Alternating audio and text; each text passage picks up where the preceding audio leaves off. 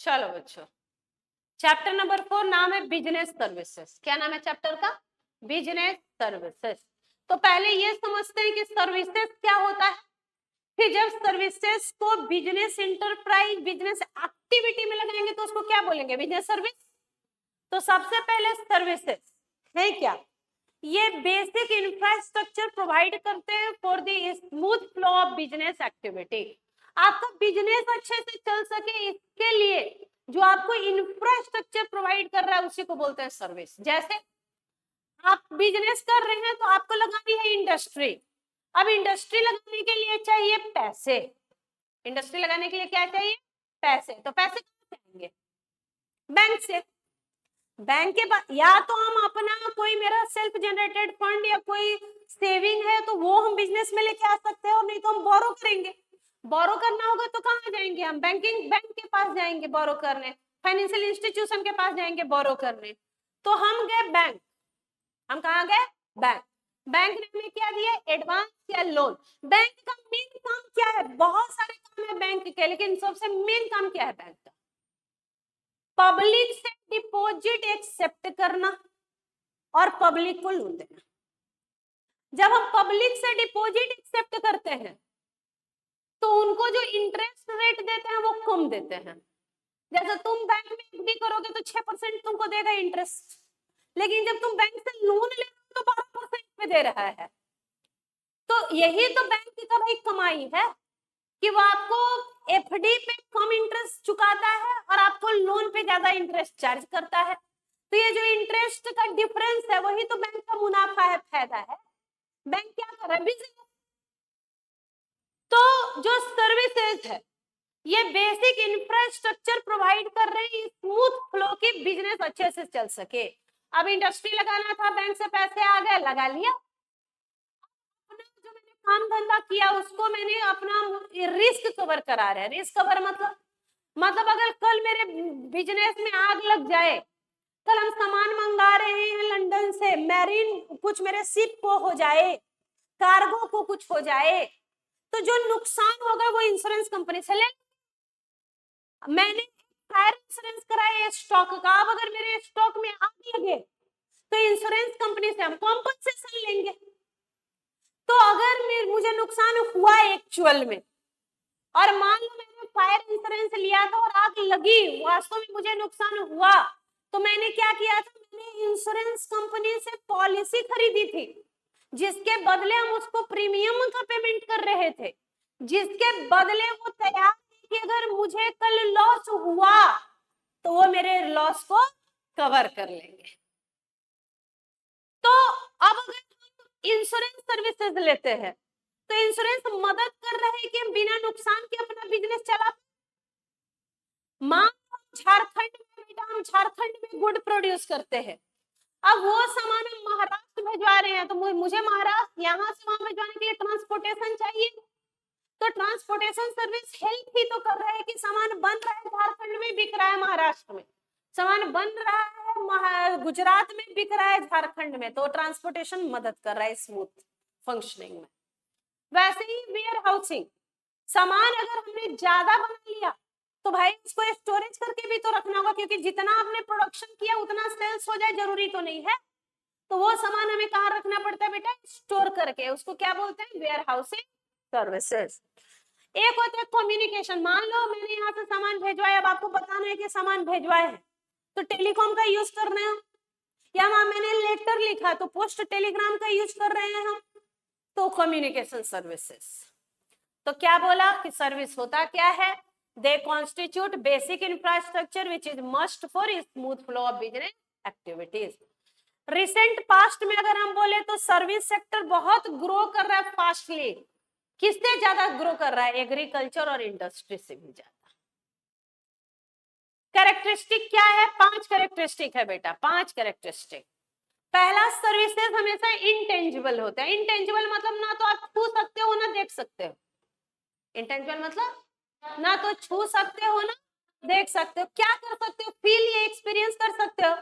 जैसे आप बैंक में गए, जैसे आप रेस्टोरेंट में खाना खाने गए, उसने आपको मेनू दिया, आपने मेन्यू से ऑर्डर किया, भाई एक मेरे लिए पनीर टिक्का ले आओ, एक मंचूरियन ले आओ, एक ये ले आओ। अगर वो उस टाइम पे ले आते हैं और फूड खाने में आपको बड़ा अच्छा लगा, तो आप क्या बोलते हैं, बड़ा अच्छा सर्विस है उसका। तो क्या आपने सर्विस देखा, बोल रहा है नहीं। क्या आपने उसको छुआ, बोल रहा है नहीं। तो फील किया ना, हम बोलते हैं सर्विस अच्छी है सर्विस खराब है, मतलब हमारा एक्सपीरियंस अच्छा रहा कि खराब रहा। तो पहला कैरेक्टरिस्टिक है intangible. Lack of homogeneity. Homogeneity मतलब सेम सर्विस है, सर्विस प्रोवाइडर अलग है तो सर्विस भी अलग हो जाता है। मतलब में जाओ, एसबीआई में आप जाओ और आप जाओ आईसीआईसीआई बैंक में, एचडीएफसी में, आपको अंतर पता चलेगा बैंकिंग का। अगर आप एसबीआई में गए 2 मिनट पहले गए लंच के, तो अभी आपको क्लर्क साहब बैठाएंगे कि आधा घंटा बैठिए, अभी हमारे लंच का टाइम, अभी हम काम नहीं करते। यही आप प्राइवेट बैंक में जाएंगे तो वो 10 मिनट डिले लंच कर लेंगे, कोई बात नहीं है। Lack of homogeneity, service provider बदल गया, एक नेशनलाइज्ड बैंक है, एक प्राइवेट बैंक है, सर्विस में देखो अंतर। तीसरा है इन्वेंट्री। यहाँ पे इन्वेंट्री मेंटेन नहीं करना होता, जैसे ही सर्विस प्रोड्यूस हुआ वैसे ही कंज्यूम होगा, और नहीं कंज्यूम हुआ तो वेस्ट हो जाएगा, मतलब लॉस हो जाएगा। जैसे आप सिनेमा हॉल में गए, टिकट खरीदे, टाइम पे नहीं पहुंचे, लॉस हो गया है कंप्लीटली। सिनेमा हॉल में कैपेसिटी थी 250 लोगों की, केवल 50 सीट बुक हुआ, 200 का लॉस हो गया उनको।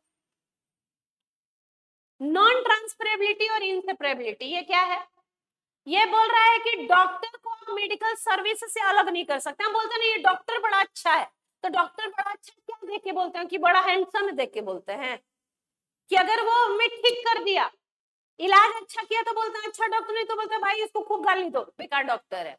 टीचर, टीचर का आपको क्या दिख रहा है, सर्विस, टीचर और टीचर का सर्विस अलग नहीं कर सकते। हम बोलते हैं ना अच्छा टीचर है, क्यों बोलते हैं अच्छा टीचर है, सर्विसेज अच्छी है। तो आप सर्विस को सर्विस प्रोवाइडर से अलग नहीं कर सकते। और लास्ट है कस्टमर पार्टिसिपेशन। अब आपको किसी का सर्विस फील करना है, एक्सपीरियंस करना है, तो पार्टिसिपेट करना होगा। जैसे आप बोल रहे हैं कि एयरटेल का की सर्विस बहुत अच्छी है, यानी आप एयरटेल का सिम यूज करते हैं। आप बोलते हैं कि जियो की सर्विस अच्छा है, यानी आप जियो का सिम यूज करते हैं, पार्टिसिपेशन चाहिए। तो ये होता है कैरेक्टरिस्टिक किसका, सर्विस का। तो चलिए शुरू कीजिए। चैप्टर का नाम है बिजनेस सर्विसेज। पहले सर्विस क्या, पहले सर्विसेज क्या, उसके बाद सर्विस का कैरेक्टरिस्टिक क्या, फिर कितने टाइप के सर्विसेज।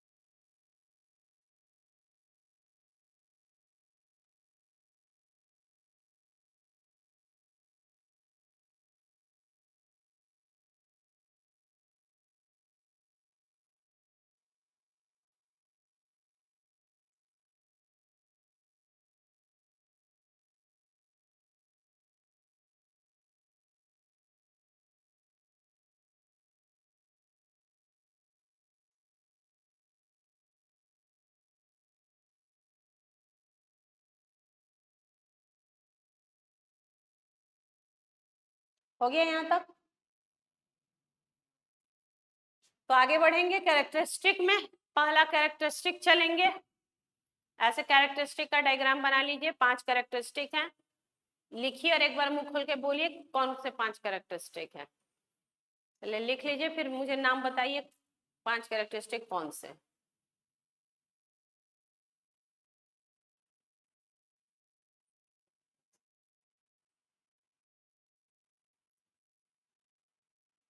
इंटेंजिबल होता है, लैक ऑफ होमोजेनाइटी होती है, इन्वेंट्री लॉस पूरा हो जाता है, इनसेपरेबल है मतलब सर्विस और सर्विस प्रोवाइडर को अलग अलग नहीं कर सकते, कस्टमर पार्टिसिपेशन चाहिए, कस्टमर का इन्वॉल्वमेंट जरूरी है।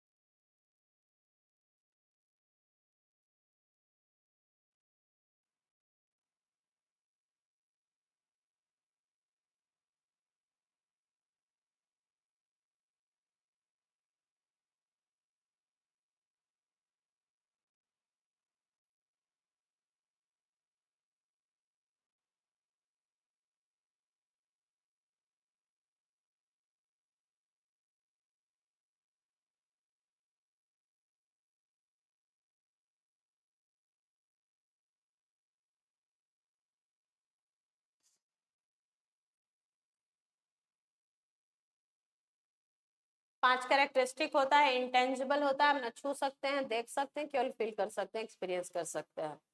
लैक ऑफ होमोजेनाइटी होती है, service provider change, service change एक जैसा नहीं मिलेगा। बैंकिंग का मतलब क्या होना चाहिए था, हर जगह बैंक में एक ही जैसा होना चाहिए था सर्विस, पर ऐसा होता नहीं है।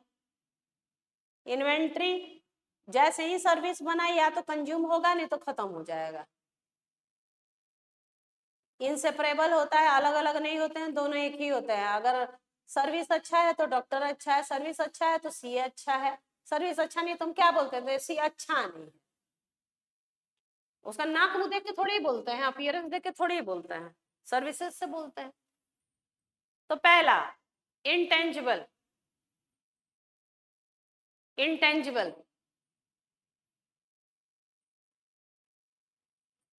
इंटेंजिबल ना तो देख सकते हैं ना छू सकते हैं, केवल फील कर सकते हैं, एक्सपीरियंस कर सकते हैं।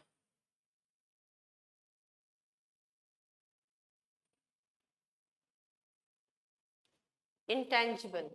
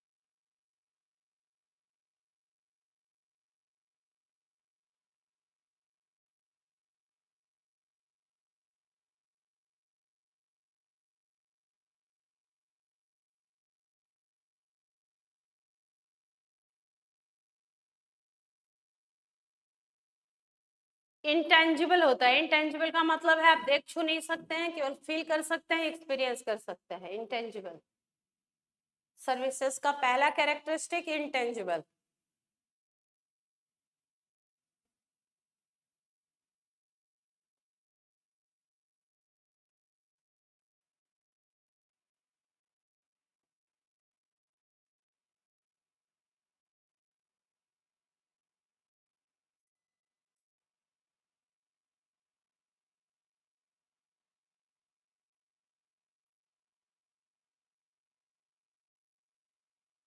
दूसरा है lack of homogeneity, inconsistency.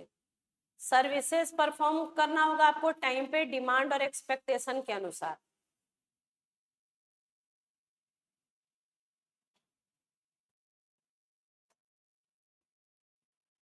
Lack of होमोजेनाइटी, services perform करना होगा टाइम पे, उनके डिमांड और एक्सपेक्टेशन के अनुसार, जो जिस कस्टमर का जैसा डिमांड होगा वैसा आपको पूरा करना होगा। एक ही सर्विस को अलग अलग सर्विस प्रोवाइडर अलग अलग तरीके से प्रोवाइड कर। आप होटल में गए, आपको कहीं का भाई पूरा हॉस्पिटैलिटी एकदम साफ सुथरा है होटल, रोज वहाँ बेडशीट वो सुबह शाम चेंज कर रहे हैं, आपके फोन करने पे एक बार में आ जाते हैं, आपके देखते हैं कि भाई आपको क्या दिक्कत है, नहीं दिक्कत है, तो आप बोलते हैं ना कि बड़ा होटल बड़ा अच्छा था, शानदार था। रेस्टोरेंट में गए, आपने जो खाना डिमांड किया वो आया, खाने में अच्छा था, साफ सुथरा था, प्रेजेंटेबल था, तो क्या बोले, सर्विसेज अच्छी थी। तो सर्विसेज आपको टाइम पे परफॉर्म करना पड़ता है, जो कस्टमर जो डिमांड करेगा, जो एक्सपेक्टेशन होगा उसके अनुसार करना पड़ेगा। एक ही सर्विस अगर अलग अलग लोग अलग अलग सर्विस प्रोवाइडर प्रोवाइड कर रहे हैं तो अलग अलग करते हैं, जबकि अगर सर्विस एक है तो एक जैसा ही तो होना चाहिए था, पर ऐसा होता नहीं है। अब आप सरकारी पोस्ट ऑफिस में जाइए, वहां जिस तरीके से वो आपको पोस्ट भेजेंगे, और आपको कुरियर सर्विस, आपको कुरियर क्यों लगेगा भाई फास्ट है, हाँ पैसे लेते हैं तो क्या हुआ, फास्ट तो है। तो लैक ऑफ होमोजेनाइटी, इनकंसिस्टेंसी एक जैसे नहीं होते।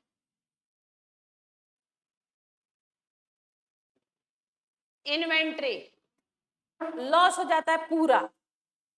Services are consumed at the same time in their produce, जैसे ही प्रोड्यूस होता है वैसे ही कंज्यूम होते हैं। तो अगर हम जो बनाए और वो तुरंत बिक जाए तो इन्वेंट्री क्यों रखेंगे, हम गुड्स बनाते हैं और गुड्स जो नहीं बेच पाते हैं उसको हम रखते हैं, तो बोलते हैं ना इन्वेंट्री मेंटेन कर रहे हैं। जब सर्विसेज जैसे ही बनाएंगे वैसे ही बिक जाएगा तो फिर इन्वेंट्री क्यों मेंटेन करना, और अगर नहीं कंज्यूम हुए इमीडिएटली तो पूरा नुकसान हो जाएगा। आप सिनेमा हॉल का टिकट लिए, गए नहीं, खत्म। आप टिकट लिए रेलवे का, आप टिकट लिए एरोप्लेन का, नहीं गए तो खत्म सर्विस। आपने होटल बुक किया कि भाई हम उस दिन आएंगे, 2 दिन ठहरेंगे, 2 दिन तक गए ही नहीं, सर्विस खत्म। उसने तो आपके लिए सीट खाली करके रखा था, उसने ऐसा तो नहीं हुआ कि वो किसी और को सेट बेच के पैसे कमा लिए कि आपको लौटा दे।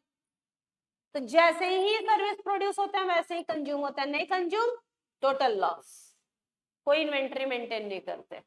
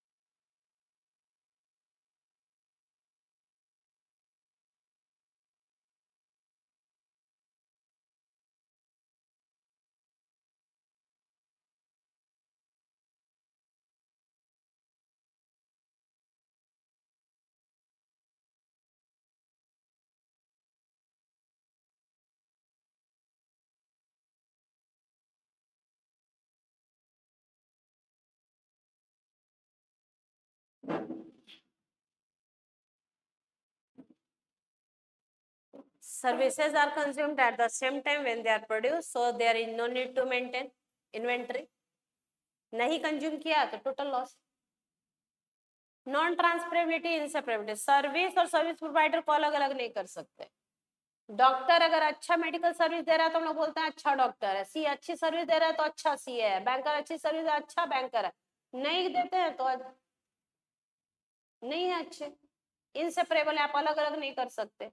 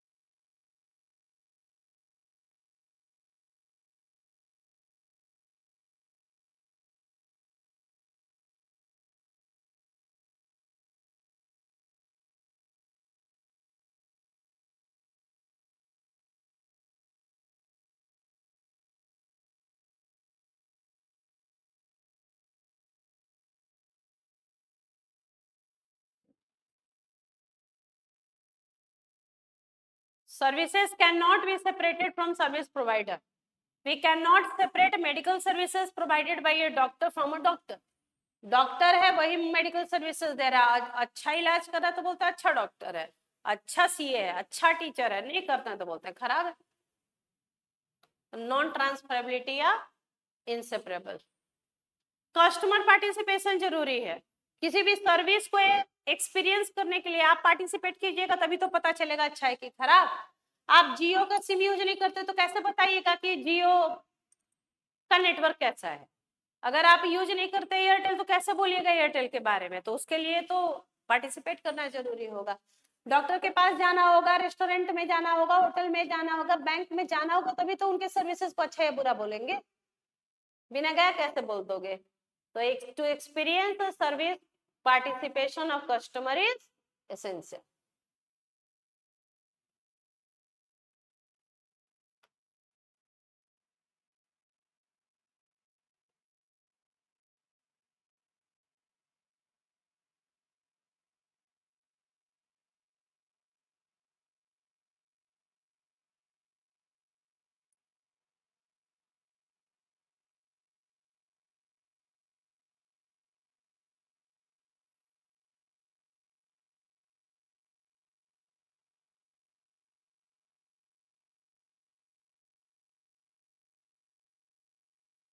To experience the service participation of customer is essential.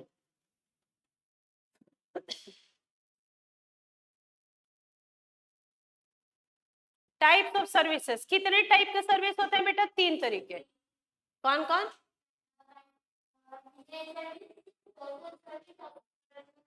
तीन service. Business service, social service, personal service. Business service का मतलब वो सर्विस है जो business enterprise business activity carry करते समय यूज करते हैं. सोशल जो समाज के उत्थान के लिए किया जा रहा है, खुद के लिए किसी पर्सन विशेष के लिए करते हैं. पर्सनल. जैसे आपके लिए हम टूरिज्म की व्यवस्था कर रहे हैं, आपके लिए रेस्टोरेंट में खाना दे रहे हैं, तो वो आपके लिए पर्सनल. तो 3 तरीके के सर्विस होते हैं, बिजनेस, सोशल और पर्सनल. लिखिए. Business service, those services which are used by business enterprise to carry on business activity. Social services carried to uplift the society at large. पूरे सोसाइटी के उत्थान के लिए कर रहे हैं, वीकर सेक्शन के लिए. और personal, experienced differently by different customer. These differ according to service provider. They also depend on customer demand and preference. Customer के डिमांड और प्रेफरेंस पे भी. अब आप गए हैं खाना खाने, अब खाने में उनका मान लो साउथ इंडियन डिश अच्छा है, आप नॉर्थ इंडियन मांग दिए,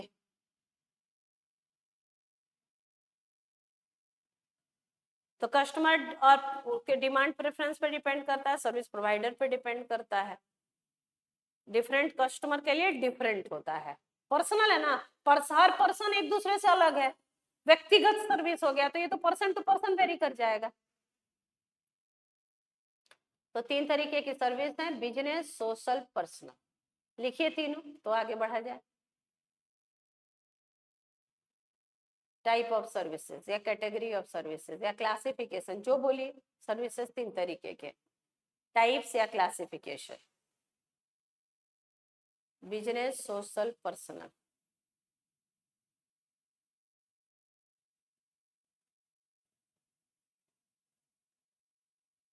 type of services.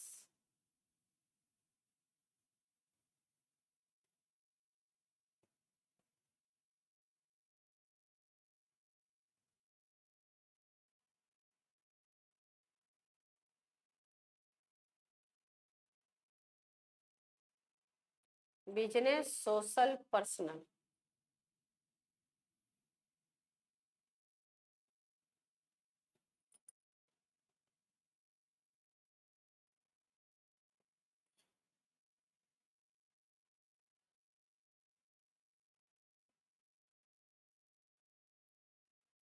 Type of services, business, social, personal. Business services, those services which are used by business enterprise to carry on business activity. Social, they are carried to uplift the society. Personal experience differently by different customer, service provider के अनुसार, customer के अनुसार, person to person very करेगा।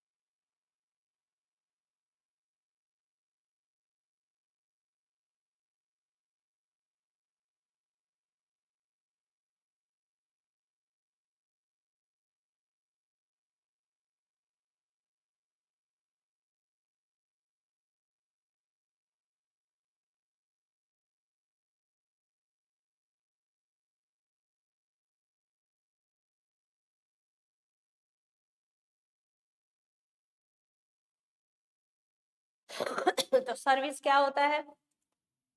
जो business को smoothly function करने में मदद करता है। सर्विसेज के 5 कैरेक्टरिस्टिक हो गए, सर्विसेज के 3 टाइप हो गए। अब बिजनेस जो है सर्विस, उसके 5 कैटेगरी हो गए जो आपको पढ़ना है।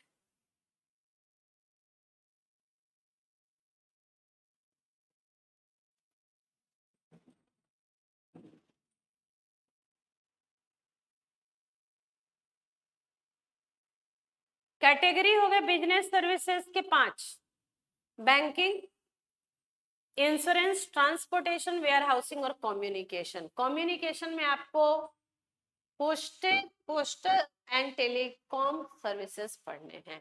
Postal and telecom, postal and telecom services. दो जो मेन सर्विस है जो आपके एग्जाम में पूछेगा वो कौन कौन है? बैंकिंग और इंश्योरेंस। पक्का आएगा?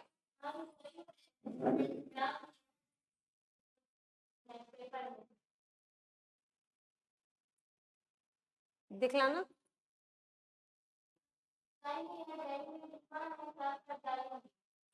हमको भेज दीजिएगा।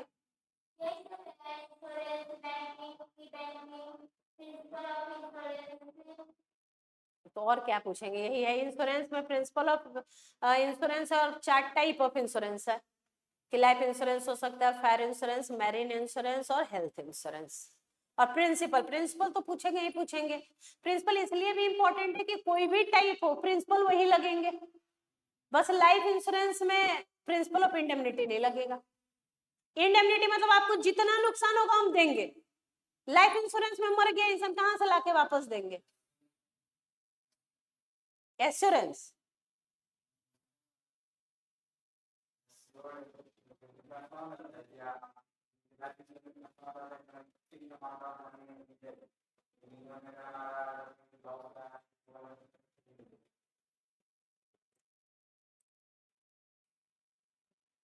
तो वेरियस कैटेगरी आपको बिजनेस सर्विसेज का पढ़ना है, banking, insurance, transportation, warehousing और कम्युनिकेशन। अब बैंकिंग इंश्योरेंस से क्वेश्चन होगा। इंश्योरेंस में 3 क्वेश्चन बनेंगे, principle of insurance, type of insurance या कोई में डिफरेंस। बैंकिंग में आपसे पूछ सकता है टाइप बताइए, बैंक अकाउंट कितने टाइप के होते हैं? 5 तरीके के।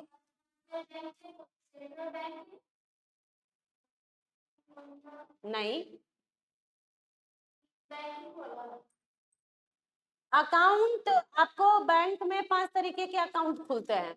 सेविंग बैंक अकाउंट खुलते हैं, current account, recurring account, fixed deposit और मल्टीपल ऑप्शन।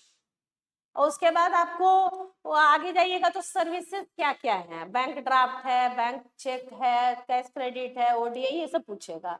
और नहीं तो फिर आपसे ई बैंकिंग क्या होता है, ई बैंकिंग के फायदे नुकसान बताओ। और नहीं तो बैंक में जो ये आ रहा है आपका क्या कहलाता है, डेबिट कार्ड, क्रेडिट कार्ड क्या होता है, एनईएफटी क्या होता है, आरटीजीएस क्या होता है, ये सब आपसे पूछ सकता है। तो banking, insurance, transportation, warehousing, communication आपको पढ़ना है। सबसे बड़ा है इंश्योरेंस, वहीं से पढ़ेंगे हम लोग। 7 पेज में इंश्योरेंस, उसके बाद है बैंक, और बाकी 2 पेज में पूरा। जबकि आपको ट्रांसपोर्टेशन और वेयर हाउसिंग का जिक्र भी नहीं हुआ है। पोस्टल टेलीग्राम का जिक्र होगा, जिसमें कितने टाइप्स के पोस्ट हैं, स्पीड पोस्ट, तो आपको रजिस्टर्ड पोस्ट वगैरह, मेल वगैरह, और बाकी कुरियर सर्विसेज वगैरह, और बाकी टेलीकॉम। तो मेन आपको क्या पढ़ना है, बैंकिंग और इंश्योरेंस। तो हम पढ़ना शुरू करेंगे अपना इंश्योरेंस से। कहां से? इंश्योरेंस से। तो पहले इंश्योरेंस की कहानी सुनते हैं कि क्या है इंश्योरेंस। एक एक करके थोड़ा इनकी कहानी को समझेंगे और उसके बाद लिखेंगे। पहले थोड़ी कहानी समझनी होगी पूरे इंश्योरेंस की। एक होता है बेटा इंश्योरेंस कंपनी। कौन होता है? इंश्योरेंस कंपनी को बोलते हैं हम लोग इंश्योरर। क्या बोलते हैं? और जो पार्टी होता है जो इंश्योरेंस खरीदता है उसको बोलते हैं इंश्योर्ड। क्या बोलते हैं? इंश्योर्ड। जो पार्टी इंश्योरेंस परचेज करती है, हम पॉलिसी खरीदते हैं। क्या खरीदते हैं? पॉलिसी। जो हम इंश्योरेंस खरीदते हैं उसको हम बोलते हैं कि हम पॉलिसी परचेज किए हैं, जिसके बदले हमें किस चीज का प्रीमियम का पेमेंट करना है। पॉलिसी खरीदे हैं जिसके बदले क्या पेमेंट करना है, कंसिडरेशन प्रीमियम का। और इसी प्रीमियम के बदले इंश्योरेंस कंपनी इस बात के लिए तैयार हुई है कि अगर मुझे कोई लॉस हुआ, क्या हुआ, तो ये मेरे रिस्क को कवर करेगी। रिस्क को कवर करेगी। रिस्क को कवर करेगी मतलब मुझे क्या करेगी? कॉम्पनसेट, पैसा देगी जितना नुकसान हो। तो यहाँ पे 2 पार्टी होते हैं, इस कॉन्ट्रैक्ट के 2 पार्टी हैं। एक को बोलते हैं इंश्योरेंस कंपनी और दूसरे को बोलते हैं इंश्योर्ड। जो पार्टी होता है वो इंश्योर्ड है, कंपनी इंश्योरर है। हम खरीदते हैं पॉलिसी जिसके बदले हम प्रीमियम का पेमेंट करेंगे, और चूंकि हम उनको प्रीमियम दे रही हैं इसलिए वो हमारे रिस्क को कवर करने को तैयार है, हमें कॉम्पनसेट करने को तैयार है। लेकिन वो हमारे लॉस को कवर कब करेंगे? जब वास्तव में हमें नुकसान होगा। अगर एक्चुअल में नुकसान होगा तो ही हो। मान लो मैंने मैरिन इंश्योरेंस कराया कि जो सामान आ रहा था उसका मैरिन इंश्योरेंस ले लिए, लेकिन सामान को चूहे काट के बर्बाद कर दिए तो नहीं मिलेगा इंश्योरेंस। चूहा सिप काट दे और सिप से पानी घुस जाए और मेरा सामान खराब हो जाए तो मिलेगा, लेकिन अगर सामान चूहा काट दे तो नहीं मिलेगा, क्योंकि मैंने तो मैरिन इंश्योरेंस लिया है। वैसे ही मैंने फायर इंश्योरेंस कराया, तो लग गई और वास्तव में मुझे नुकसान हुआ तब तो मुझे रिस्क कवर मिलेगा। लेकिन अगर मेरा स्टॉक का मैंने फायर इंश्योरेंस कराया था कि अगर आग लगेगा तो, आग नहीं लगा, किसी ने चोरी कर लिया, डकैती कर ली, तो क्या इंश्योरेंस कंपनी पैसे देगी? बोला नहीं। यानी 2 पार्टी होंगे, इंश्योर्ड और इंश्योरर। एक पार्टी पॉलिसी परचेज कर रहा है जिसके बदले प्रीमियम देगा, और दूसरे को चूंकि प्रीमियम मिल रहा है इसलिए वो रिस्क कवर करने को तैयार है, कॉम्पनसेट करने को तैयार है। लेकिन शर्त है कि लॉस होना चाहिए। शर्त क्या है? लॉस होना चाहिए। कॉजा प्रॉक्सिमा इसको बोलते हैं। कॉजा प्रॉक्सिमा मतलब आपको जो नुकसान हो उसका मेन रीजन यही होना चाहिए। अगर आपको जो एक्चुअल लॉस हो उसका मेन रीजन यही हो, कारण अगर दूसरा हुआ तो नहीं देंगे पैसा। अगर फायर इंश्योरेंस किया है तो नुकसान किस चीज से होना चाहिए? फायर से। तो कुछ प्रिंसिपल्स इन्वॉल्व है। इस चैप्टर की बड़ी खासियत है, एक ट्रिक है। अगर जो ट्रिक पकड़ लिया उसको हो गया इंश्योरेंस। क्या ट्रिक है? प्रिंसिपल आनी चाहिए, सब में वही लगाना है। फायर इंश्योरेंस में भी बोलना है क्या कि अटमोस्ट गुड फेथ चाहिए, इंडेमनिटी का कॉन्ट्रैक्ट है, सबरोगेशन लगता है, मिटिगेशन होना चाहिए, इंश्योरेबल इंटरेस्ट होना चाहिए। मतलब प्रिंसिपल एक ही जो हर जगह अप्लाई हो रहे हैं। तो मतलब समझना क्या है कि प्रिंसिपल क्या है, समझना क्या है कि प्रिंसिपल क्या है। तो आपको यहाँ पे इन्होंने पहला प्रिंसिपल पढ़ाया है कि principle of utmost good faith चाहिए। इंश्योरेंस का कॉन्ट्रैक्ट ओरल में नहीं होता है वैलिड। इंश्योरेंस का कॉन्ट्रैक्ट हमेशा क्या में होना चाहिए? रिटन में, रिटन में होना चाहिए। प्लस आपको जो भी बात उन्होंने पूछा कॉलम में सही सही बताइएगा, बात छुपाइएगा मत, क्योंकि अगर आपने अभी बोला कुछ और बात है कुछ और, तो कुछ इंश्योरेंस भूल जाइए, कवर नहीं मिलेगा कॉम्पनसेशन। तो पहला प्रिंसिपल है अटमोस्ट गुड फेथ चाहिए। क्या है पहला प्रिंसिपल? अटमोस्ट गुड फेथ चाहिए। दूसरा प्रिंसिपल है कि आपका इंश्योरेबल इंटरेस्ट होना चाहिए। इंश्योरेबल इंटरेस्ट मतलब वास्तव में आप इसलिए इंश्योरेंस करा रहे हैं कि आपका मकसद है कि नुकसान हुआ तो मुझे कोई कॉम्पनसेट करे। जैसे जैसे मैंने कहा कि फायर इंश्योरेंस ले रहे हैं, तो वास्तव में मुझे फायर से नुकसान हुआ, हम कोई जुआ नहीं खेलने आए हैं कि चलो ले लेते हैं, देखते हैं लॉस होगा कि नहीं होगा, क्या होता है। मेरा इंटरेस्ट है कि अगर मुझे नुकसान हुआ तो मुझे इंश्योरेंस कंपनी वो पैसे दे दे, बात खत्म, क्योंकि हम प्रीमियम का पेमेंट कर रहे हैं।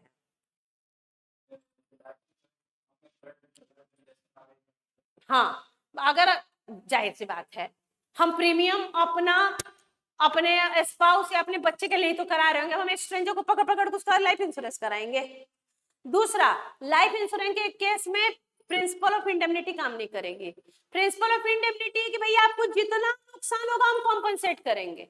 जैसे फायर इंश्योरेंस में मैंने पूछा कितना एक्चुअल लॉस हुआ, तुमने कहा 2 लाख, मैंने दे दिया 2 लाख। लाइफ इंश्योरेंस में तो तुम मर गए, तुम लाइफ कहां से देंगे वापस लाके? तो इसलिए principle of indemnity life insurance पे नहीं लगता। पहला प्रिंसिपल अटमोस्ट गुड फेथ चाहिए। दूसरा प्रिंसिपल इंश्योरेबल इंटरेस्ट होना चाहिए। तीसरा प्रिंसिपल ये इंडेमनिटी है। चौथा सबरोगेशन। सबरोगेशन का मतलब समझिएगा, आपसे मैंने पूछा कि भैया नुकसान कितना, तुमने कहा 2 लाख, मैंने कहा लो 2 लाख। उस पूरे जो जला हुआ था आपका उसमें से कुछ स्क्रैप वगैरह वेस्टेज बेच रहे हैं, उस वेस्टेज को बेच के 5,000 आता, तो वो 5,000 आपको मिलना चाहिए कि इंश्योरेंस कंपनी को? मतलब जैसे ही मैंने आपके बदले आपका लॉस बियर कर लिया तो हम तो अब आपके पोजीशन में आ चुके हैं ना, तो वो पैसा मुझे मिलना चाहिए।